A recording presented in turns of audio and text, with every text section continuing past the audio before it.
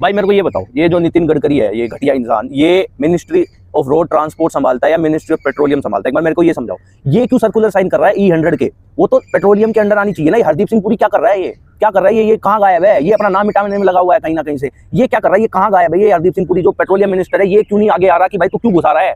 Transport है, तू road बनाना अपने, तू ट्रक संभालना, तू ये तेल उसमें डल रहा है, वो मेरा काम है ना, वो क्यों तू संभाल रहा है? E100 लिया है, दिक्कत ना लो, थोड़े दिन में डीजल में भी आइसोब्यूटेनॉल घुसा देगा। ये आइसोब्यूटेनॉल भी बाय प्रोडक्ट है डीजल का, फिर भी उसका डीजल का प्राइस वही 90 रहेगा। और पावर इंडस्ट्री है सारी जो डीजल यूज करती है, ट्रक्स ट्रांसपोर्ट के लिए, जनरेटर्स, हैवी इंडस्ट्री जो माइनिंग में यूज होती है, जेसीबी, सब कुछ डीजल यूज करता है, पावर फ्यूल है डीजल। भाई इतना घटिया इंसान है ये, मतलब है ना, खत्म कर देगा। गाड़ी लो मुश्किल से, अब उसमें E20 भरो, इतने ऊपर से टैक्स दो, पैसे पे कमाया वो टैक्स, फिर गाड़ी में दिया वो टैक्स, अलग से और दो, टैक्स ही टैक्स देते रहो, और ऊपर से इतना घटिया फ्यूल, इतने घटिया रोड मिल रहे हैं। यमुना एक्सप्रेस वे बना था, एक हफ्ते बाद उसमें दरारें फट गई 1-1 फुट चौड़ी।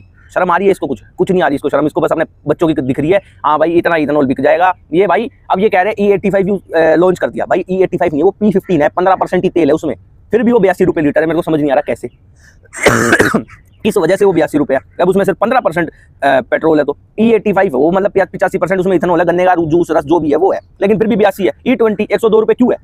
क्यों है वो? क्या रीजन है उसका? जबकि सिर्फ 80% पेट्रोल है, 100 का पेट्रोल है उसमें, तो अगर 80% डाल रहे हो तो 80 रुपये तो वही हुए, फिर भी 102 रुपये। इथेनॉल का कह रहे थे भाई बहुत सस्ता कर देंगे। भाई कुछ नहीं कर रहा है सस्ता, अपनी जेब भर रहा है, अपने लड़कों की जेब भर रहा है, और हम भांड जो बैठे हैं ना, तेल डलवाए जा रहे हैं, कुछ कर नहीं रहे।